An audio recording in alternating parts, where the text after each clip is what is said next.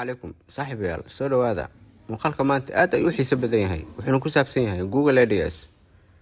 intaan u guda galin mowduuceena fadlan waxaan ka codsanayaa haddii muuqaalku soo gaaro in la garayso si uu gaaro dad badan haddii aad ku cusub tahay channelka subscribe dheh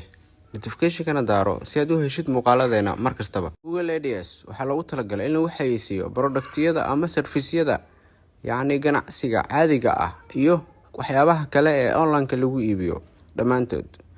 Google ADS waxyaabaha uu ka saacido waxa kamid ah inaad kamid noqotid dadka koobaad ee laga arko xagga Google-ka ama YouTube-ka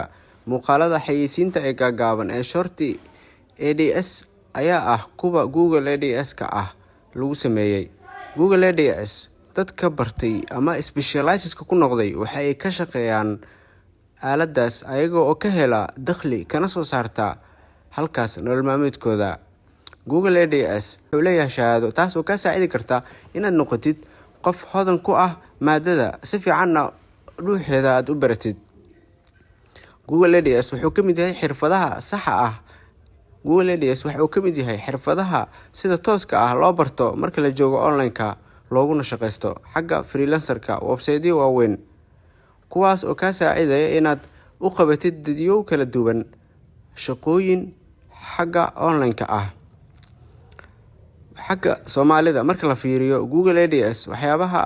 ay aad iyo aad ugu liitaan waxa kamid ah in kambaniyasha Soomaalida aysan bixinin dadka xirfadahaas yaqaan aysan siinin ay qaataan mashruuc dhinac kale ee online-ka ah xaggaas oo ay ka helayaan freelancer-ka sababta ugu wacan ay tahay in shirkadaha Soomaalidu aysan bixinin mashruucaasi xagga fiidiyowga loogu xayeysiinayo kambaniyashooda inkastoo ay hadda ay aad u fahmeen dadiyowga kala duwan taas oo keeni karta in mashruuca uu noqdo mid ballaaran dad badan ay ka faa'iideystaan xagga Google ADS Google ADS waa mid kamid ah waxyaabaha aad iyo aadka ugu muhiimsan social media-ha waxaad ku xayeysiin kartaa YouTube-kaaga Google-kaaga sidoo kale ganacsigaaga adiga oo isticmaalaya aaladaas inaad sameysid Google ADS kaliya waxa u baahan tahay inaad Gmail leedahay danna aad abuuratid sidoo kale Google ADS haddii aad joogtid Soomaaliya waxaad helaysaa gifti ama $50 oo free ah oo lacag aad ku bilaabi kartaa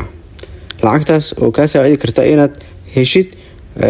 xayeysiin CPM ah oo Google-kaaga aad ku xayeysiin kartid barnaamijkaaga xagga Google-ka top 10-ka ka saarkad SEO oo search engine optimization-kaaga oo okay ku noqonayo ama xagga kale ee online-kaba labadooda sidoo kale xagga YouTube-ka waa meesha ugu fiican ee YouTube-ka muuqaalada lagu hormariyo muuqaalkaaga waxaad ku gaarsiin kartaa adigoo isticmaalaya promote dad badan muuqaalkaas barnaamij ayaan ka sameeyay ayadoo si toos loo sameynayo oo muddo hal sax soconayo dabcan qofkii rabo kaas ayuu ka faa'iideysanaya insha Allah linkiga hoose ayaan ku dhigayaa laakiin ogow YouTube-ka xaggaas marka la joogo waxa u baahan yahay in muuqaalka adiga leedahay dan muuqaalka wuxuu xataa dhex dhigan kartaa channelada kale ee Soomaalida ayaa awood u leedahay inaad dhex dhigato muuqaalkaaga muuqaalku ku gaaro si muuqaalku u gaaro dad badan wixina aad u noqdaan wax laga faa'iideystay ama barnaamij laga faa'iideystay insha Allah dabcan